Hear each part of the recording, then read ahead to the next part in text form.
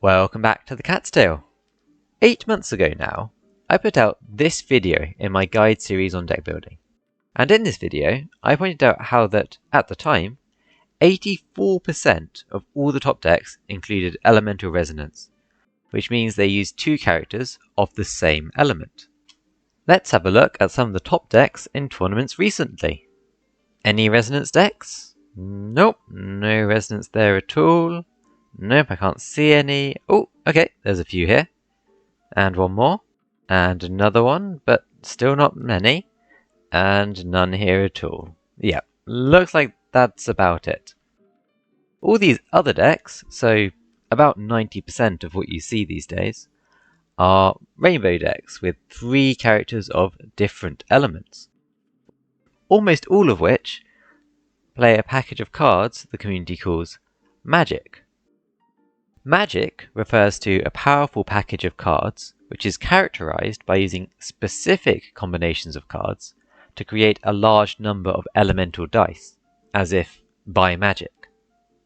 With so many powerful new cards released in recent patches, players simply have less and less reason to build decks with resonance just to play a couple of good resonance cards. So what exactly happened to the TCG to change this? In this video, I'll be looking at a brief history of how Magic came to dominate, with some gameplay with some of the most interesting Magic decks, and how the most significant round of TCG nerfs ever might affect these decks in the future. I think the story starts way back in version 3.8. Up to this point, cards which provided you value every turn were usually capped at providing 1 dice advantage per turn. Cards like Tenjukaku and Sumeru City, or cards like Chef Mao for more specific deck builds. But version 3.8 introduced Master Zhang to support the concept of weapons decks. Zhang has the potential, in theory, to give you a discount of 3 dice every turn if you are consistently playing weapon cards. But the problem is, weapons get most of their value when the character equipping them uses their skills on field. So it ended up being a very niche card. I tried for a while, trying to get it to work, and had some success, but simply turns out continuing to play weapons when you already have 1 or 2 weapons equipped on characters is just not a great strategy. Fast forward now to patch 4.1, when some genius at MiHoYo headquarters had a brilliant idea.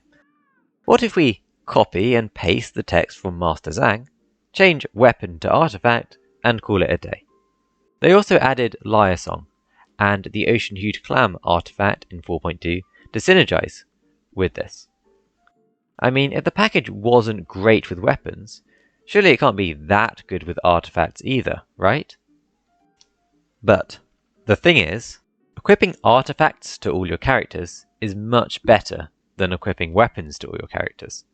They are often cheaper, can gain value without having to repeatedly use your character's skills, and some artifacts like the Ocean-Hued Clam set even give benefits immediately, repeatedly, and even when the characters are off-field. In short, a new version of the deck called Agent EC, or Agent Electrocharged, emerged as the undisputed top-tier deck which made excellent use of this artifact package, and led to major nerfs to 2 characters and the Ocean-Hued Clam set. And now, at least, MiHoYo had learnt their lesson about printing strong artifacts which could give insane value with minimal investment. Right? Anyway, now it's patch 4.3 and the true start of the era of Magic. The combination of several very powerful cheap artifacts, such as Vorukash's Glow and Heart of Cavarena, with the most significant new card, Gilded Dreams, pushed the power of Yayoi and Lyre Song even further. Gilded Dreams only shows its full power in a deck with 3 characters of different elements, so decks had to adapt to include this. Fortunately, several new powerful character cards helped, with Lyney, Yelan and Ashtaha becoming frequent inclusions. Other strong cards released in patch 4.3, such as Seed Dispensary and Boar Princess, fitted the strategy nicely, and provided decks with even less of a reason to play Resonance, becoming more popular over time. Why bother limiting yourself to play 2 characters of the same element, when you could choose any 3 characters you want of any 3 different elements, and still make a powerful deck filled entirely with powerful, synergistic cards? Of course, some powerful Resonance decks still existed, such as double Animo and double Hydro Stool decks. However, the recent patch 4.4 delivered another blow to these decks. A card called Jet, combined with Sunyata Flower, which enabled a new generation of Hypermagic decks, with even more potential for dice generation, enabling a pace which slow decks frequently struggled to keep up with. Even the nerf to Gilded Dreams this patch did little to discourage people. And so we end patch 4.5 in this state, where Magic decks make up the overwhelming majority of the metagame. I don't think this means other decks are bad. A well-built Resonance decks can still win games. But thanks to the increasing strength of new cards and synergies, it's become harder and harder to find a justifiable reason to play Resonance decks over Magic. And the more power creep there is, the more likely this trend is to continue. The funny thing is, while many people understandably feel this is an unhealthy metagame for the TCG, Magic decks can feel really fun to play. Let's have a look at 3 different top lists, how each deck is built, and how it plays out. Lyney Hypermagic is a deck which really goes in hard on the Magic theme of converting cards into dice. The more cards you draw, the more dice you can make. This is an example of a Hypermagic deck, which means it plays Jet, a card which can create up to 4 dice, and thanks to cards like Dunyarzad and Sunyata Flower, can often be played effectively for free in this deck. With good draws, it's not that unlikely for this deck to end the game on round 2. The 3 character cards are all independently strong units, which have efficient skills and 2 cost elemental bursts to help trigger Jet. Ajdahar Talent gives more built-in dice generation, while Seahorse provides a tanky health pool and some built-in draw. This is arguably the most powerful and most popular here at the end of 4.5. Let's see it in action. Okay, so we're starting here again. An interesting looking deck. Looks like some sort of leeway weapons based deck, potentially a leeway deck. It's running Butao and 3 leeway characters, but also probably some kind of magic deck since it's got 3 characters with different elements. We want to keep cards that help us draw, so Heart of Cavarena is one of the best ones. I think we're okay ditching everything else. Okay, got some other good options. We've got Chang and Sealy, both of which help us draw some cards. Expecting opponent to build up bursts on Yelan or Sing Show. And actually, now I think about it, they're not actually a magic deck, are they? They've got 2 Hydro characters, so it's really just a Hu Tao hyper carry deck of some sort. We want to get ourselves some Pyro dice at the very least. Okay, that's not too bad.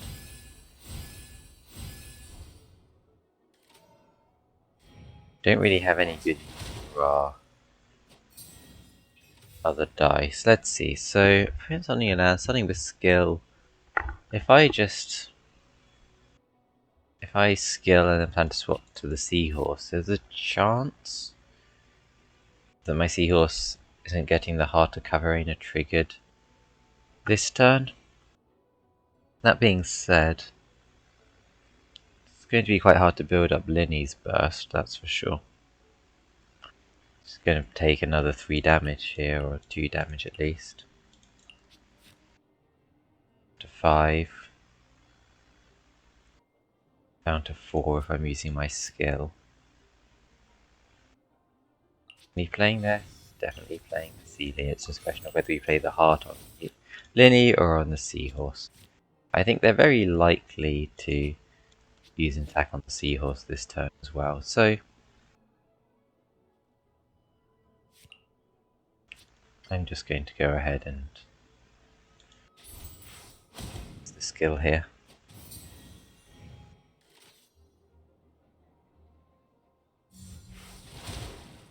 Normal attack comes out, reduces a to 4 as expected.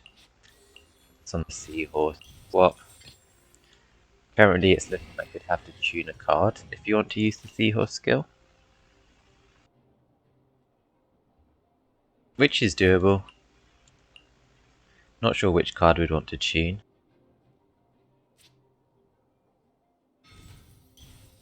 Possible that the card I draw from the Heart of Arena is something I would tune. Let's see what opponent's doing with their last 2 dice. Maybe something like a Hydro die or a Northern Smoked Chicken to get out another attack. Yeah, it's a Northern Smoked Chicken, get out the attack. Fair enough. But if I trigger an Overload reaction, it might be hard for them to burst on you. They'll need a quick swap perhaps or something similar.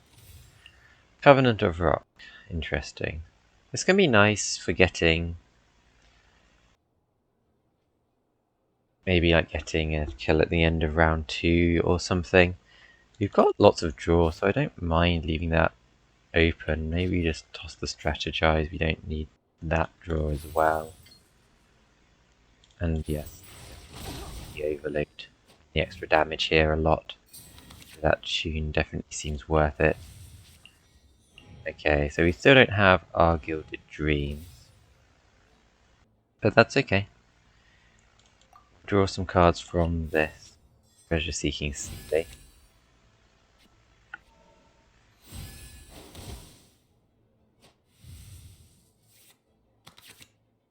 Definitely an interesting question as to whether I want to use my skill on my Seahorse right here. So Gilded Dreams here, but you know, I'll get big discounts on that, so no reason to keep the aligned dice for it. Not a great dice overall, to be honest, but we've got a lot of cards, we've got a lot of tools. Gilded Dreams likely being played this turn, almost certainly in fact.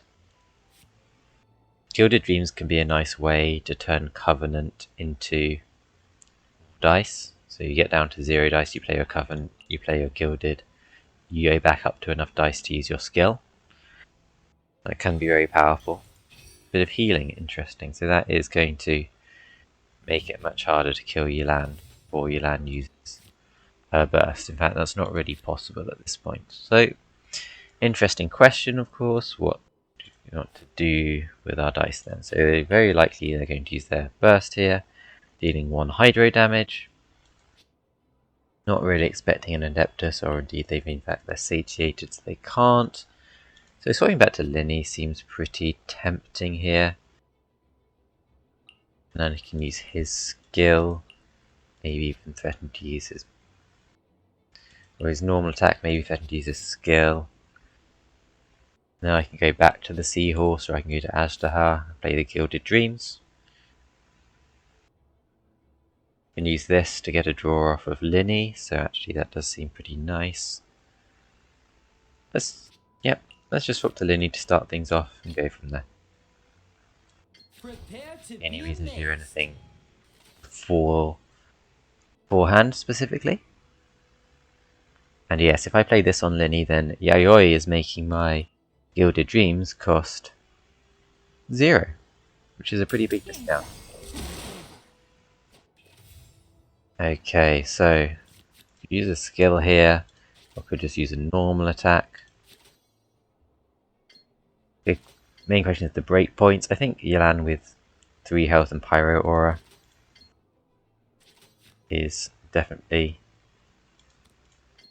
you know, low enough to take her out in 1 more skill. We'll play this to get a draw out of this normal attack as well. And then we'll draw up to 9 cards, that's the Sealy. And then we'll be able to see what we're really doing with our turn. But each of these Yayois separately could be used to make these Gilded Dreams cost 0. So there's a lot of value potentially here. There's a jet, obviously. We've had 2 summons go, Sealy and Chang, so that's on 2 stacks. It's not going to be easy to get jet off this turn though.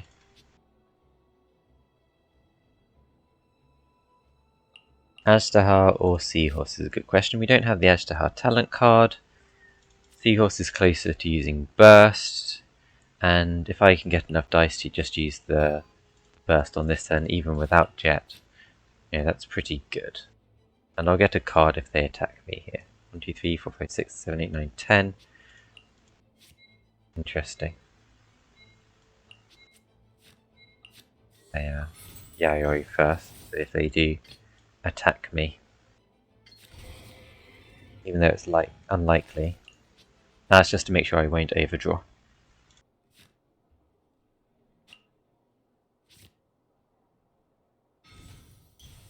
It's slightly unlikely that they'll attack me here.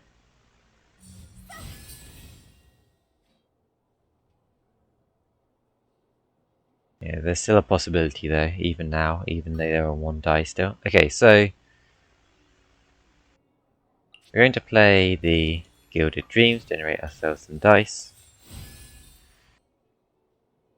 And we're likely going to want to skill.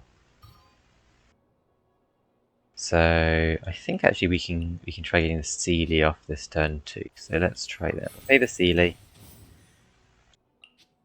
We definitely want to keep the Gilded Dreams. I'm going to tune there. I'm just going to use my skill. Okay, and now I'm going to use Covenant along with the Lyre Song, Gilded maybe. That's interesting.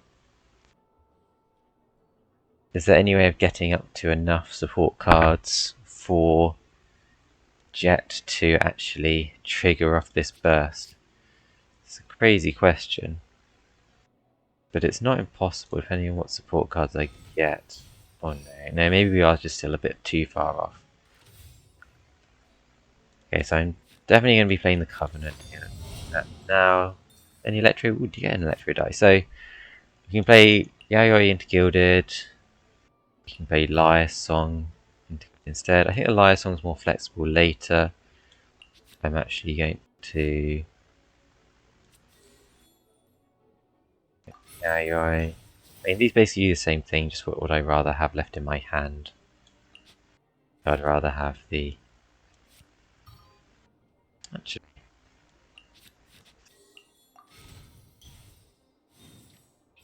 replay that. You know, if I had an insane hand here, I could just play this Jet as well. But as it is, you know, this seems like a lot of very limited damage. A couple of reactions, and we'll get some overloads off as well at the same time. I could play this now. There are some reasons to do that, but I will choose not to. We draw the Fontima Pearl, draw from the Overload, from the Gilded Dreams, and then we'll get yet another reaction. So yet another draw from Gilded Dreams. Then we'll draw 2 for turn. So we're down to 9 cards in deck at the start of round 3. You can see how powerful that amount of draw is. And you know, if we just had a little bit more last turn, if we could have even triggered that Jet, then maybe we could have even taken out 1 or more characters with the help of Gambler's Earrings. Anyway, seems fine. Lots of Electro dice. Wouldn't mind using Ashtahar this turn, honestly, but as it is, staying on Seahorse for now seems okay.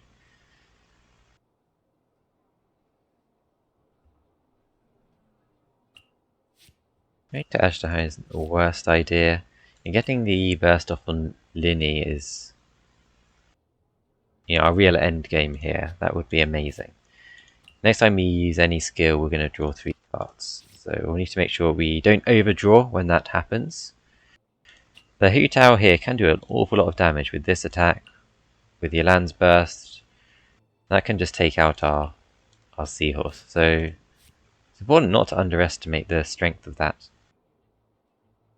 And we are in a little bit of a scary spot as a result. Perhaps overloading them onto Hu Tao at the end of the turn was something I should have been a little bit more cautious about. Let's see. It's actually 1 damage off, as it turns out. Yeah, that makes sense. Thanks to the power of these Pontoma Pearls, each of them blocks 1 damage from each instance. So, good to play Boar Princess, because that way when my Seahorse dies, I'll still get the dice. And yeah, there's no real need to save the Gilded Dreams. These 2 Yayois are doing plenty of work. Reducing dice costs. I guess I could just play this over. The Flame Wings on Lyney, that saves 1 of the Yayois. Could save me dice with Gambler's Earrings. I don't really think I'm going to be too, especially about these jet stuff, I'm not going to be too starving for dice. Nowhere close to it. So let's play this. 4, 5, 6, 7. I'll draw 3. Yeah, that seems fine. Let's just get some damage in on this very important character. And then my thinking is they'll kill the Seahorse, and the 2 damage afterwards is not enough to kill Lyney. So I'll be able to switch to Lyney, Burst, or Skill. But probably Burst. Trigger some jet cards, which can easily be made strong enough to take them out. Okay, so given they're a little bit cautious of me being able to go to Lyney as a response, they're just going to swap off, maybe force me to attack here. So I kind of want to stall a bit if possible. Let's go to Ashtaha, and we'll show you the power of these cards, maybe as these event cards, as an opportunity to both produce more dice simultaneously with forcing your opponent to take some actions first. And of course, if they go back to Hu Tao, I can just take out Hu Tao. Hu Tao's the only character really here who I need to be scared of. They're the only one who can do serious damage to my... I mean, they still get 4 damage normal attacks here, but that's not really going to cut it. I probably should have played this artifact first. A little bit of a mistake. Do that now. See what opponent does. As a result, again, it's way too scary for them to just go back to Hu Tao here. I've got more dice than I could possibly need. They might just go to Xingqiu if they're following the patterns they played before. Yeah, and again, I'm okay just generating some more dice here. Forcing them to take some actions. And then they will end their turn. So I will go to Lyney. Prepare to be amazed. Lyney. I will play Senjata Flower. Discounting my jets. Play 1 jet. Let me just remind myself how many stacks this has. 4. 4 is correct. Good. So I kind of need to overrule one of these. The other Sunyata Flower. And just skipping back there before opponent conceded for a second, let's play this out. After Sunyata Flower on the Liben and playing the jet, we can tune and burst on Lyney to get 8 Omni dice. Then if we want, use Gilded Dreams in hand for 2 more, and Gamblers will generate 4 more as we take out their entire team. Plus the extra 2 dice from Boar Princess from playing those artifacts over each other. So somehow after going down to 0 dice, we suddenly have 16 more dice to spend to easily end the game. As a bonus, since that game was cut short, here's some footage from my own tournament game where my opponent, piloting this deck in the qualifier for Majors, was able to pull off the round 2 kill. I had a pretty weak opener, so it wasn't a close game, but It's a really good demonstration of how explosive the deck can be if the pilot knows what they're doing and gets a good draw. So you can see they've already got a hand here which is going to allow them to draw a good number of cards, Treasure Seeking Sealy and both these artifacts. Already in hand is pretty much perfect, even if the Ball Princess isn't going to be useful yet. So you can see how the first turn is going to play out, drawing from both those artifacts, so you might fast forward this.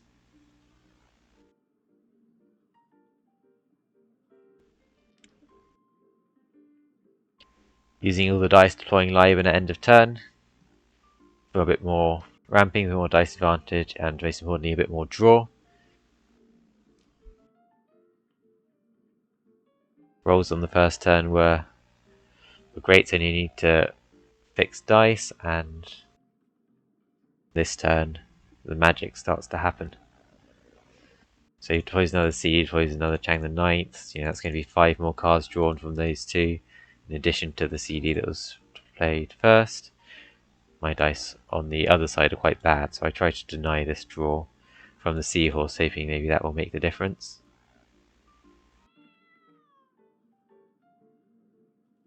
Draw. More drawing potential. Time to assemble some pieces.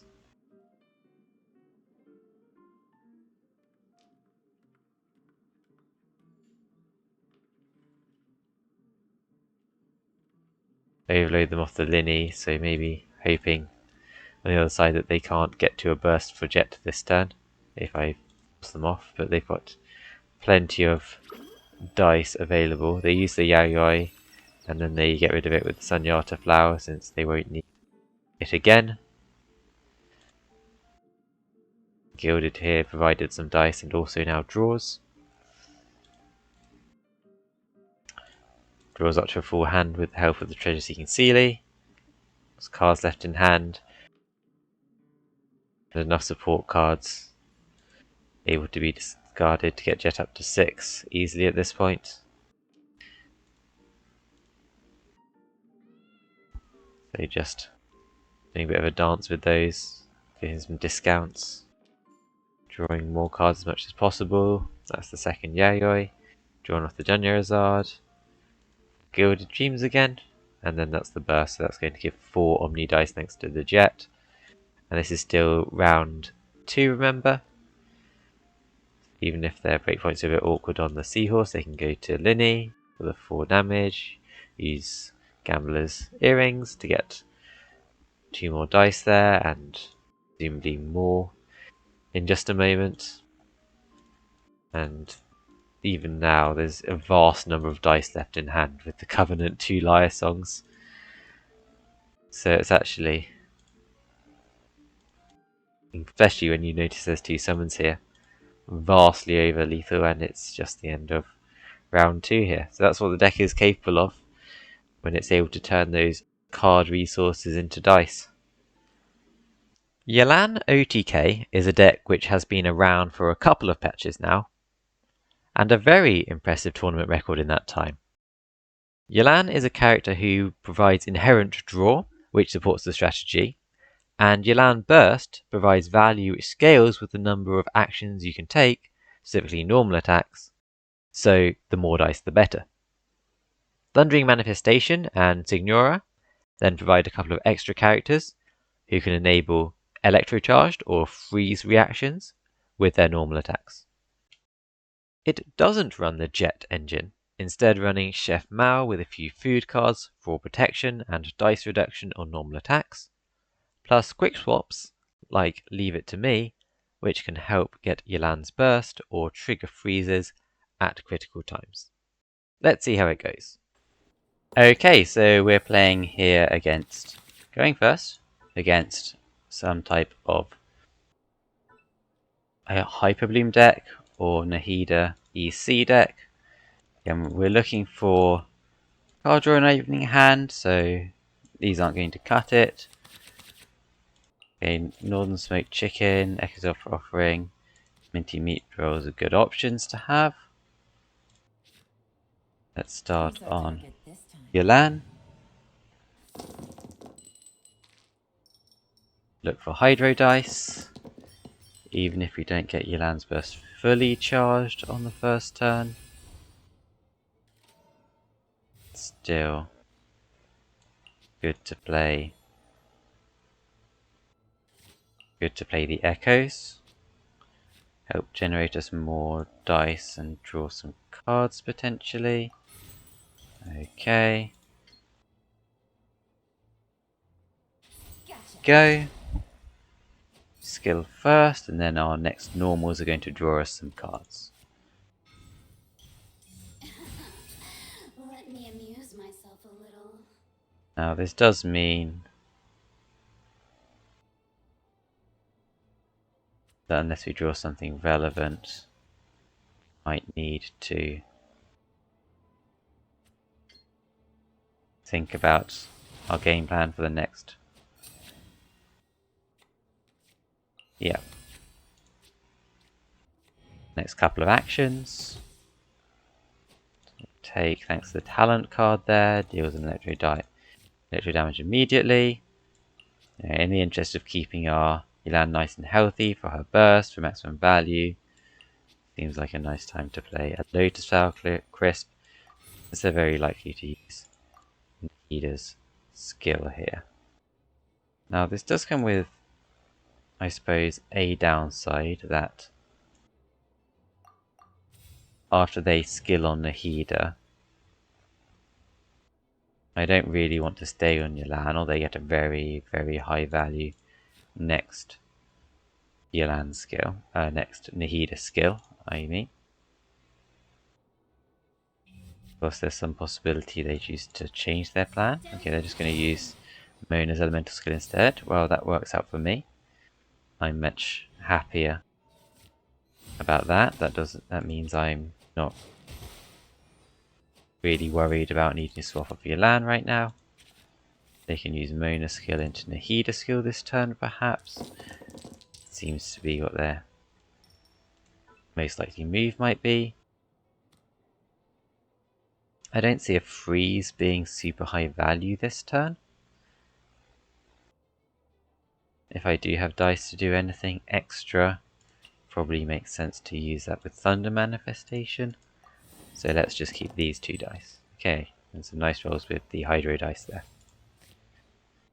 So I do want to do a normal attack that will help me draw a card. Play the Northern Smoked Chicken to discount that. If I do a quick count of my dice, if my idea is to do normal and burst, the Echoes gives me 1 die. That's costing me effectively 5 in total. Then swap is 6. So if I can just effectively save 1 die, then that would be ideal. So let's make that our plan A. Okay, drawing Northern Smoked Chicken there.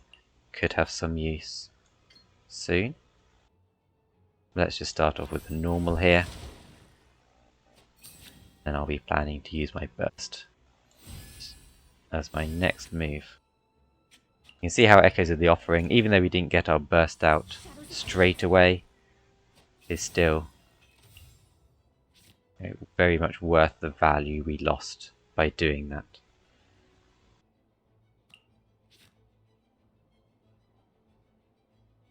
So obviously you always have to think a little bit about whether you play these equipment cards before making your move. If they swap to Nahida and use their 5 cost skill, maybe by using a bit of magic to make some dice of their own, then I will get that value straight away if I play the Heart to cover Raina's Brilliance now. So it's really just a question of who I put this on. I'll always get the value at the end of the turn thanks to these summons, most likely. I'll put it, therefore, on Signora. It's a very close call. And then let's just use our here. There we go. So now this turn and next turn we'll have some buffed up normal attacks. And drawing the Covenant is quite nice. That works well with our Northern Smoked Chicken if that ends up being our plan. 2 quick swaps as well, so we can be thinking about if we need to quick swap into a freeze or something similar. It's an interesting move by them. They're building up energy on Mona, or their dice are just very bad and they don't want to use their cards. They want to save them for perhaps next turn. I suppose that also puts the lightning rod. Keeps the lightning rod on Mona? No, I'm not sure.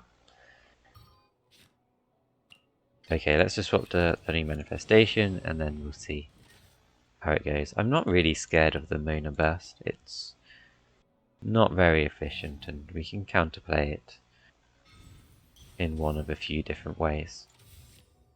Okay, so thanks to this Northern Smoked Chicken here, I think we have a pretty great play. Start off by using skill and then I'll do a normal attack.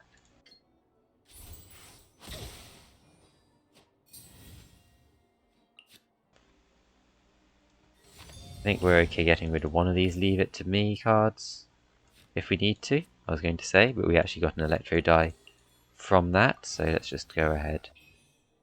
Now, killing their Electro Cistern Mage isn't the most important priority target, but getting efficient damage out is always nice.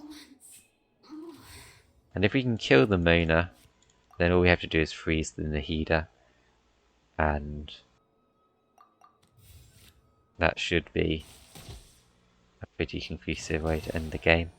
This leaves our manifestation on 5, which critically is just above the breakpoint for Mona, although even if it wasn't, we'd be able to go to Yelan afterwards, so you wouldn't have to expose Signora to that damage.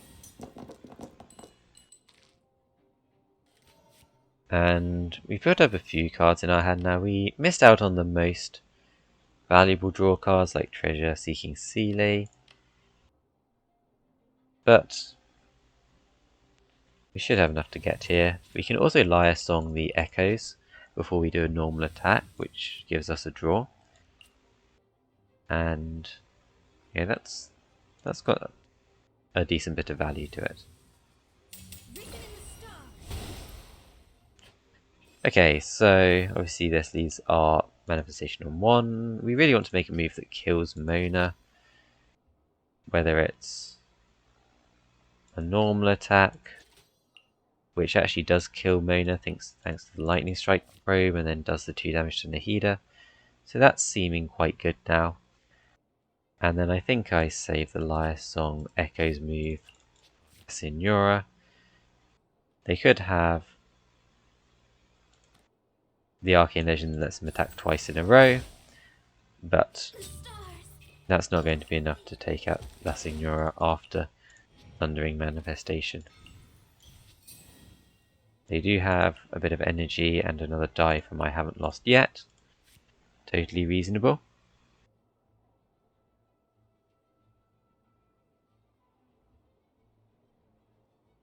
And if you do see that as the Arcane Legend card, normal attack uses up the Stellaris Phantasm. I'm still interested in going to La Signora just to deny them a kill. I think it still makes sense. There's no way for them to actually kill the Signora there. And then it should just be a case of getting enough dice, play this, just for one more, even though we should be good. Freeze Nahida. Could have played the Minty Meat Rolls. That would actually have helped to play around a food card, so would have been sensible. But even with a food card, and they have no cards in hand in fact, that's the end of the game. This next deck I picked because I think it is a cool, more mid-range take on the magic concept. It makes good use of the powerful new Veteran's Visage artifact set, which synergizes well with the kit of both Yao Yao and Lyney. The large food package, access to the Catalyze and Overload reactions for counter pressure, and the tankiness of the Seahorse as a unit, all together give this deck a fighting chance of withstanding and fighting back against the aggression of Hypermagic decks. Hopefully I can do a good job of showing it off. Okay, so you seem to be up against some sort of combo deck. I think I see what they're going for here. Anyway, we're given a few useful cards. I don't know if this is going to be a good matchup for Tenacity or if it's even worth keeping in the opening hand. Bit slow, although it could actually fit the first turn quite well. Okay, so I'm going to keep like this.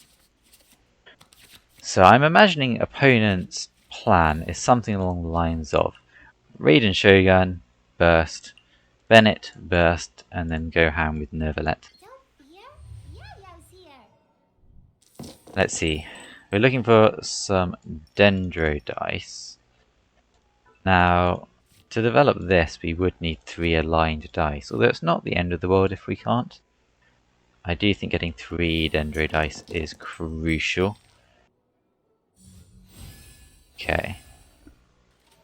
Interesting. So, Daniel into Liban draws Timaeus or Yayoi some amount of the time. So that's a good thing to think about doing first, maybe. That could influence how we play this first turn. I also want to decide if there's any chance I put Veteran's Visage on Yao Yao in order to catch the normal attack that's likely coming out from their Raiden to enable their burst. But I don't actually think that's a very good decision. Let's start off, because I do think it's very good to develop the Dunyarzad on the first turn, and maybe to get some draws going with Liban. Okay, a second Liban. Not the ideal draw. I don't think we ever want to trigger both. Do you think that just getting my Yegri out is going to be pretty valuable? Interesting. So they're going to Neverlet. They're going to actually try and trigger some sort of reaction here. I quite like using this chance to play the Visage on the Seahorse, even though it means we won't trigger the Liban on the first turn.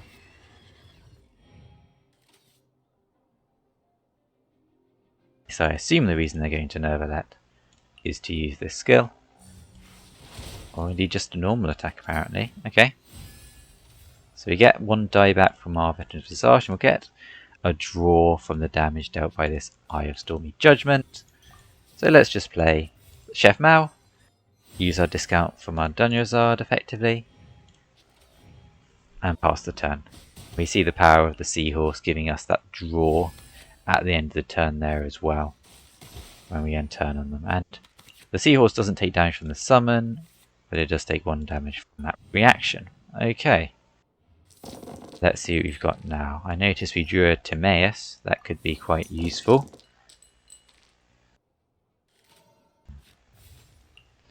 So that Timaeus could draw us a second Visage. It could draw us a Gilded Dreams. It's good to play it this turn, especially if I draw the Gilded Dreams, because then that will be free on the next turn. Okay, I don't think it's ever useful. Well, actually, if I swap to Lyney, if they do go back to Raiden and they try to get the burst off, I mean, this is a really strange opening from them. Just normal attack on Neverlet must be a weak hand. But they could go back to Raiden, maybe normal and then burst. And if I go to Lyney, I could potentially deny that. I'll play this first. Let's see what we draw. It is Gilded. That was the most likely draw.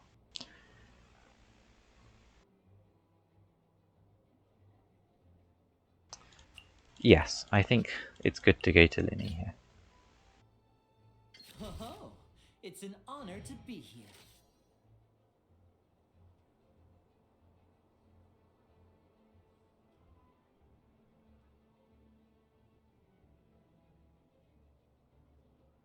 Opponent, I think, We'll go back to Raiden. They went back to Raiden. Okay. Let's see. Going to Lyney here wasn't even good.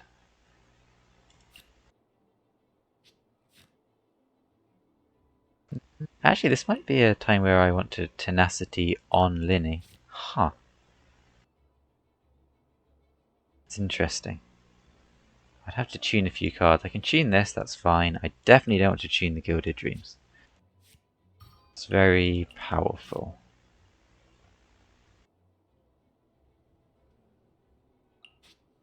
I think this might be a chance to Tenacity on Lyney. And I'm going to tune. And I'm going to tune.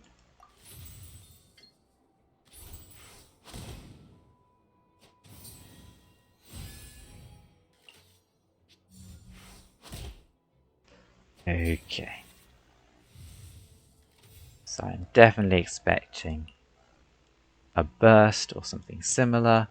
I don't want it to go on the character I just put Tenacity on, and I do want to get some value from this Veteran's Visage.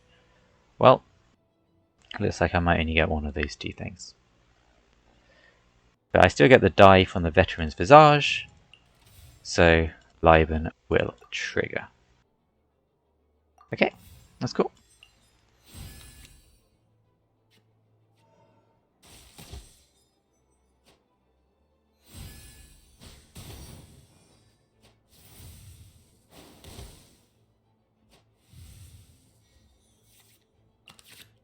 The Artemis is up to 3, allowing us to play either of these two for free this turn. And our Liben's going to give us a bunch of dice back. Surely I want to have some Electro and Pyro dice, no?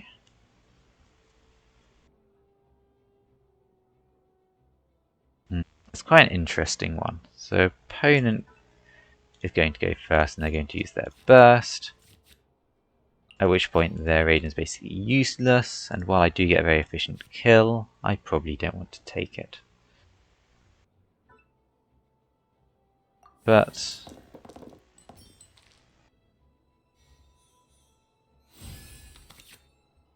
if that's the case, then my focus is surely to save as much damage as I can for Nervalet. Definitely an interesting situation. Opponents pulled off their game plan successfully, even without getting an incredible opener. So that's definitely good for them. Let's see. Go to Lyney. Seems fine.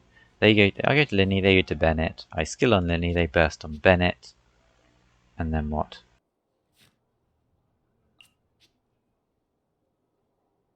I can go back to the Seahorse, I guess. Overload and then maybe put some pressure on Nervalet. That does seem quite good. Alright, let's do that. Alternative is obviously go to Yao Yao. Buys me some time in the long run. Gets a lot of value over time, this skill does. But I don't think that's my priority right now. I've got some value already from this Tenacity.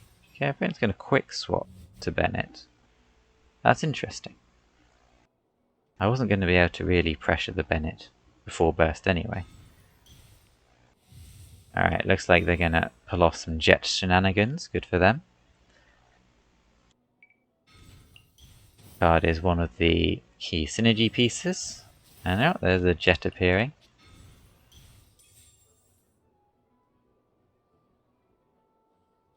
So they're using the seed dispensary and then they're going to maybe destroy it again with another one of these. Is that why they're playing the gamblers now? Not entirely clear. They burst, but their jet's only on 2, so that's not really ideal for them. But that's life sometimes. Let's see, if I just skill here, then if they have one more die, then they can kill my Lyney. That's a little bit awkward. Maybe I just use, or rather if I normal attack here, I think I might actually just use this skill. I don't really need the other Pyro Summon because I've got a Pyro Summon here already. And that puts me at 7. Which is much harder for opponent to deal. Means I don't have to use any of these foods or anything. Okay, seems good.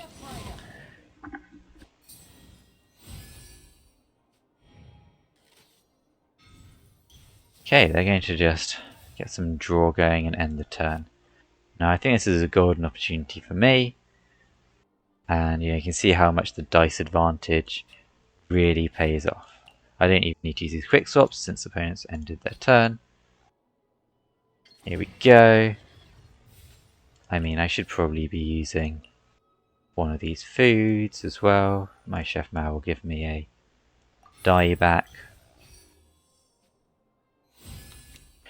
But Overload is a really strong reaction. For reasons like this that we see right here. I should have played this first. I could have got an extra reaction going. Although actually it won't matter.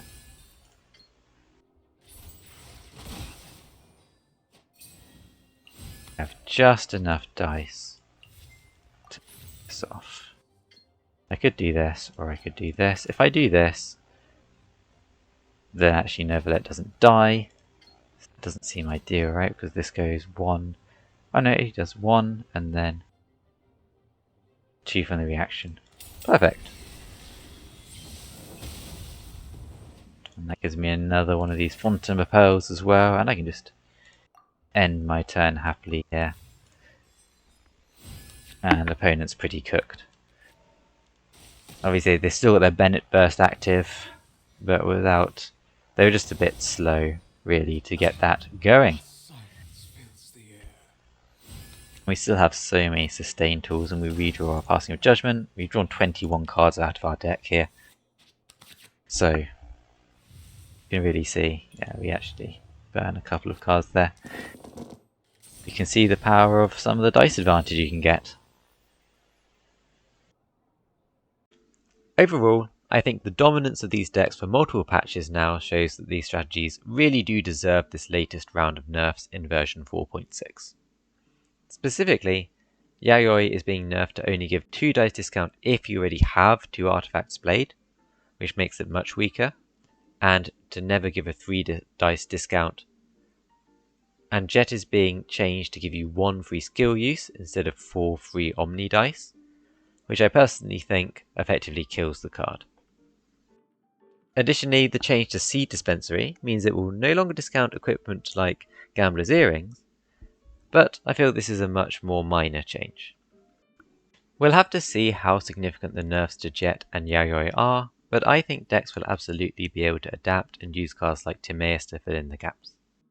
The mid-range Yao Yao Lyney Seahorse deck, for example, is barely affected by these changes. Hopefully though, this will be enough to open up some options for diversity, and I look forward to seeing how decks continue to evolve in version 4.6. Hope you enjoyed the video, and perhaps enjoyed trying out some of these decks for yourself.